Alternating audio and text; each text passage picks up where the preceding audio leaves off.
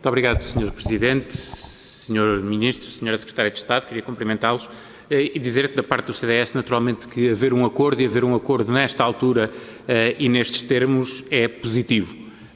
Entendemos que o papel de Portugal talvez não tenha sido aquele que o Governo faz tentar parecer. Registámos, aliás, que as últimas diligências do Governo português antes do Conselho com visibilidade foram junto do Governo holandês e do Governo húngaro e retiramos as devidas conclusões disso mesmo, no que diz respeito à forma como o Governo português entendeu que se devia posicionar. Entendemos que o resultado final do Conselho tem potencial, mas tem potencial e muitas dúvidas. E falar só do potencial, como é a lógica das instituições europeias, do próprio Governo português, e não falar das dúvidas, tira às opiniões públicas nacionais a possibilidade de escrutinar verdadeiramente aquilo que está em causa. E eu penso que isso é papel dos parlamentos e por isso podemos aqui fazer essa discussão sobre as questões que ficaram em aberto. Primeira questão, não é uma proposta ou não é um plano fechado.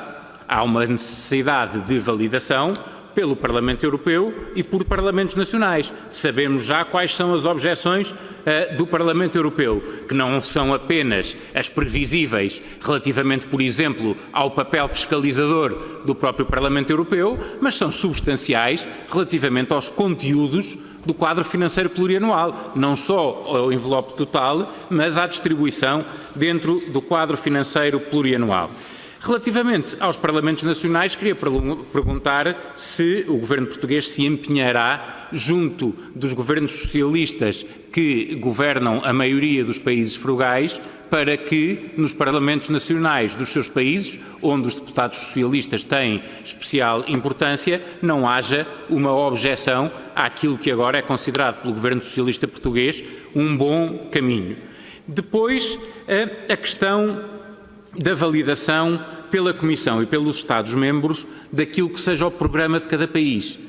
Eu lembro-me, mas o Sr. Ministro deve se lembrar melhor que eu, porque estava no Governo no momento em que o memorando de entendimento com a Troika foi negociado, e eu estive depois no momento em que foi executado, mas se havia coisa que a Troika sempre dizia é que aquelas eram as opções do Estado português, porque eles só estavam para fiscalizar quem escrevia o programa era o Estado português. Era assim oficialmente.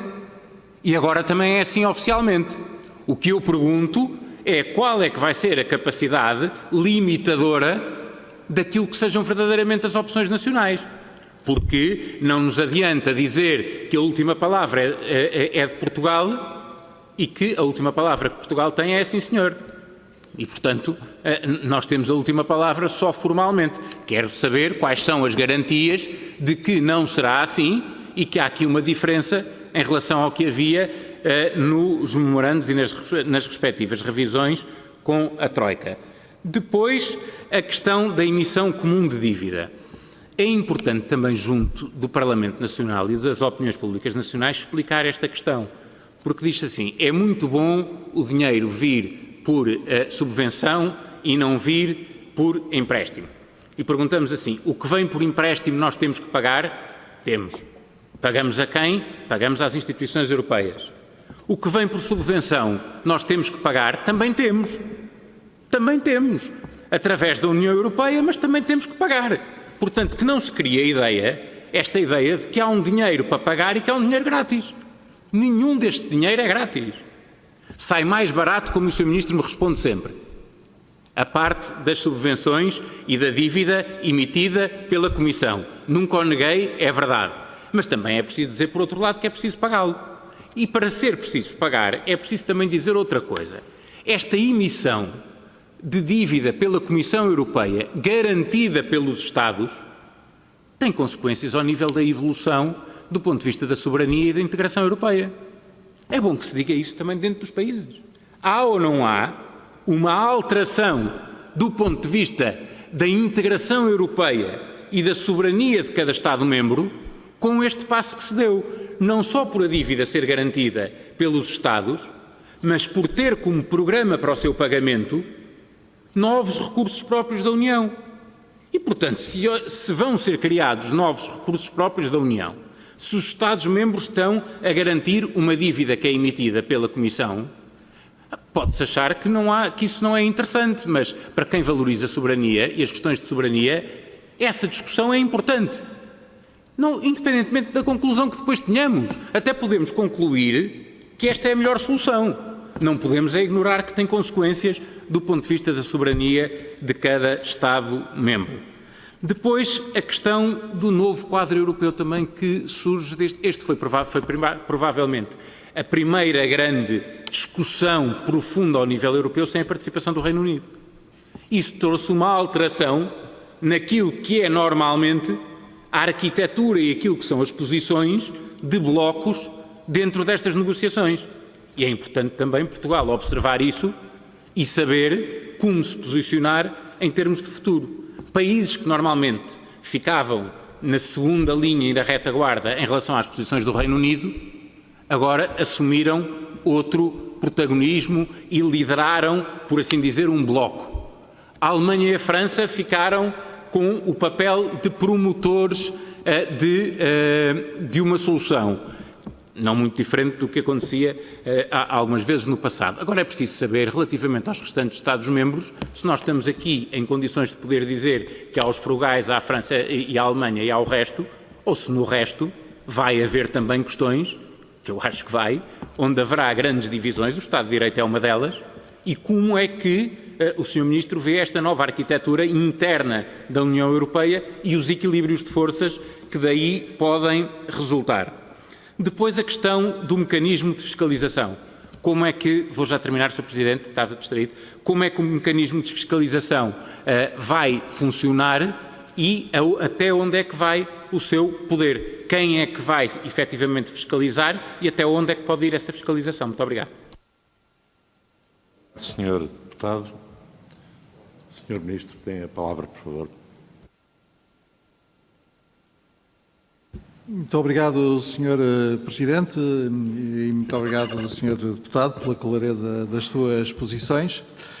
Não me compete a mim comentá-las, mas talvez seja relevante do ponto de vista político notar que o CDS, que tinha feito uma evolução de um partido eurocético para eurocalmo e depois euroentusiasta, parece estar no caminho inverso, mas isso é uma questão vossa. Quero apenas salientar que o Partido Europeu a que pertencem se revê inteiramente neste acordo que foi possível construir. Primeiro ponto sobre essa sua leitura muito interessante das diligências do governo português. Para conseguir construir um argumento, o Sr. Deputado só conseguiu ver o Dr. António Costa a falar com o Primeiro-Ministro holandês e o Primeiro-Ministro húngaro. Aliás, muito incentivado a isso pelos seus colegas que conhecem o papel de ponte que Portugal pode fazer com todas as sensibilidades europeias, mas a sua memória esqueceu-se de lhe lembrar que imediatamente antes nós tínhamos tido aqui o Primeiro-Ministro espanhol, tínhamos tido aqui o Primeiro-Ministro italiano e ao longo destas semanas o nosso Primeiro-Ministro esteve em contacto permanente com a chanceler alemã, com o presidente francês, com a presidente da Comissão Europeia, com o presidente do Conselho Europeu e com muitos dos seus colegas europeus, incluindo a primeira-ministra dinamarquesa, o primeiro-ministro sueco e outros mesmo. Porque é com esta capacidade de entender os pontos de vista uns dos outros, de compreender também os interesses uns dos outros e de tentar encontrar fórmulas que sejam o mais aproximativas possíveis em relação a um mínimo denominador comum desses interesses, que se constrói o consenso europeu e, portanto, que a Europa avança no regime a que alguns chamam consociacional, que define o seu processo de decisão.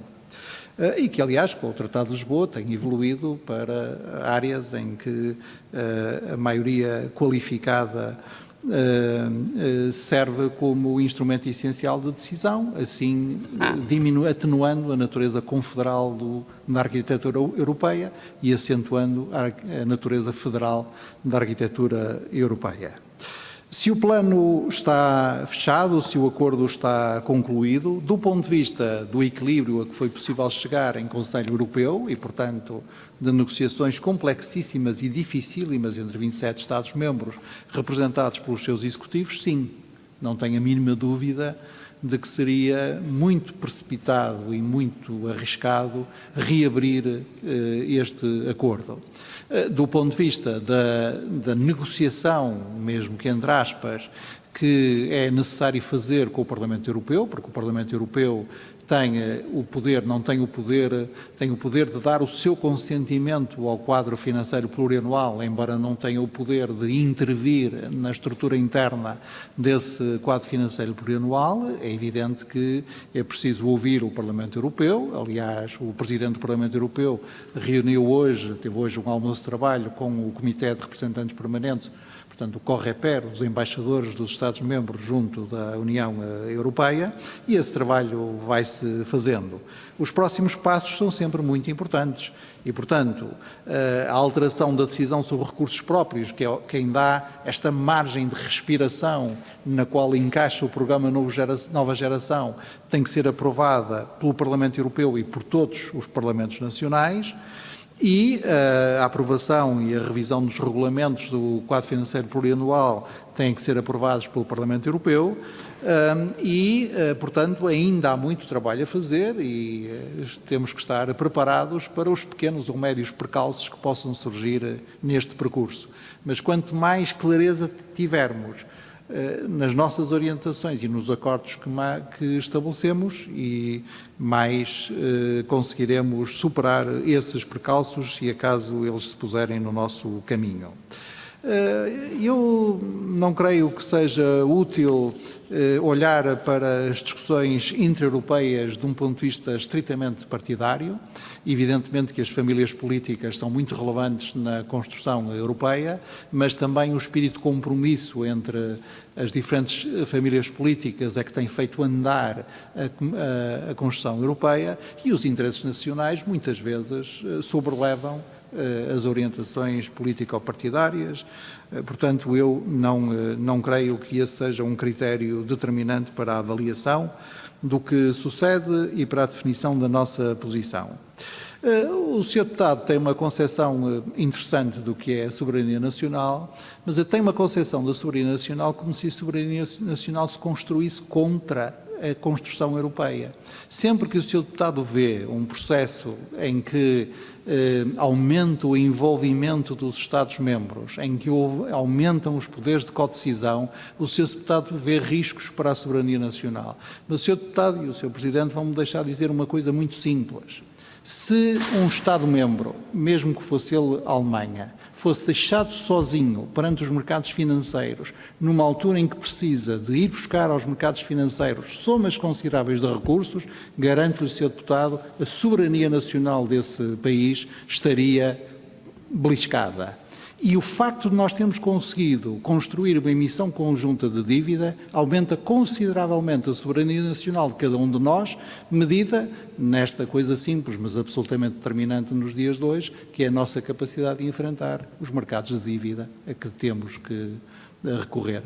Deixarei para outros pontos, para outros momentos, pontos igualmente importantes, mas as respostas demoram sempre mais tempo do que as perguntas. Muito obrigado.